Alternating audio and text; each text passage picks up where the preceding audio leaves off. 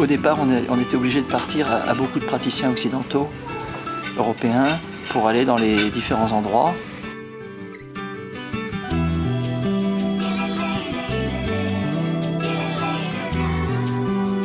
L'intérêt d'un projet comme on l'a initié au Bénin, c'est que maintenant on peut se permettre de partir seulement à 1, 2, 3 personnes. Et ce sont les praticiens locaux en fait qui assurent les soins, on vient juste leur donner un coup de main.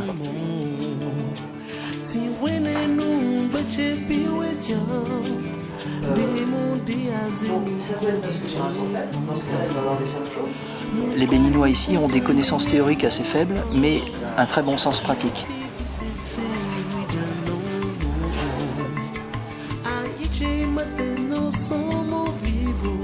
Les étudiants français vont venir parfaire leur propre formation pratique de médecine chinoise auprès des Béninois. Et donc la rencontre des deux va être très intéressante. Vous avez la plante là, chez nous on l'appelle Ananufapa. Ananufapa, ça traite, il faut voir les signes là, c'est semblable aux maladies infectieuses. Ça combat en réalité la varicelle. On pile ça et on passe ça sur le corps. Mon nom c'est Tong Luc Doji. Et je suis un étudiant à Humanitra de Bénin.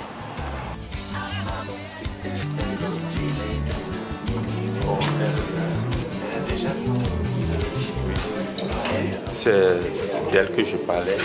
Quand elle était arrivée ici pour la première fois, on l'avait ramassée. Mais à présent, elle marche. Donc, humanitaire, c'est pour aider la population à sortir de la souffrance des maladies. Avec peu de sous, ils se font traiter au centre. C'est pour aider la population. Il a 1 an et demi, si elle est par exemple 3 fois trop lente, elle sera peut-être 2 fois trop lente. Le pouls est rapide, donc il y a de la chaleur.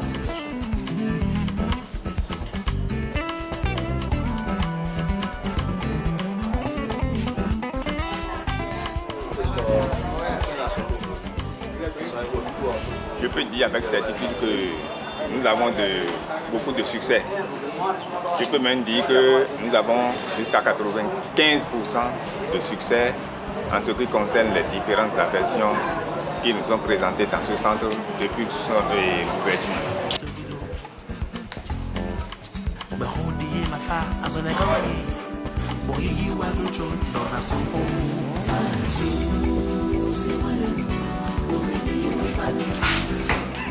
Et si le projet philanthropique fonctionne tel qu'on l'a prévu, on pourra étendre cette logique de centres de soins, à la fois des centres autonomes pour les populations locales, mais aussi des centres auxquels pourront se rendre des étudiants occidentaux pour à la fois faire de l'humanitaire et parfaire leurs connaissances en médecine traditionnelle chinoise.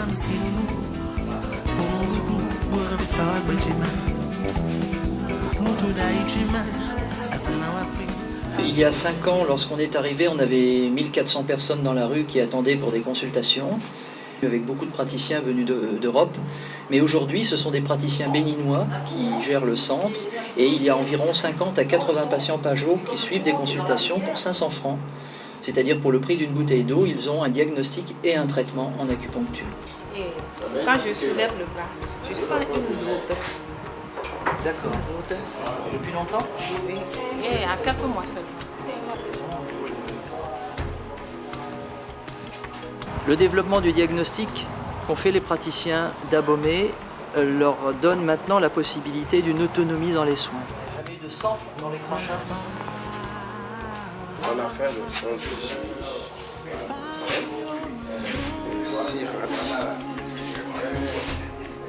4 chimie, 6 CRM, 3 fois 6 semaines. Je m'appelle Thierry Hilaire. Je suis le vice-président de l'association Humanitaire Bénin.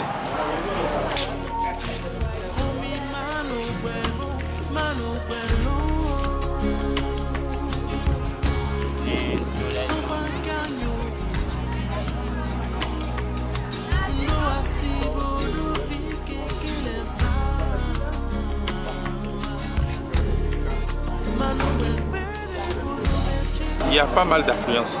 La population a tellement pris goût, c'est pour sauver la santé de la population.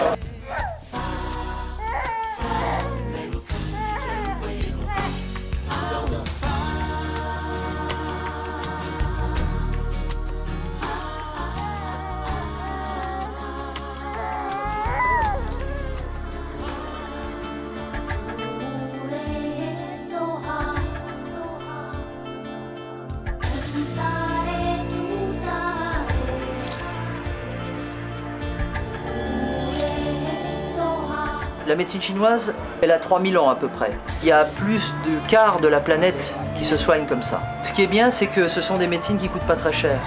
C'est-à-dire que les aiguilles, ça coûte que les aiguilles. Après, c'est le praticien qui peut faire payer plus ou moins cher.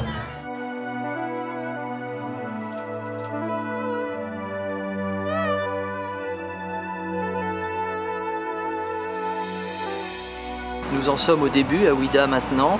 Ça veut dire qu'une première graine a été plantée, qu'elle a donné des fruits, qu'on va pouvoir semer la deuxième génération.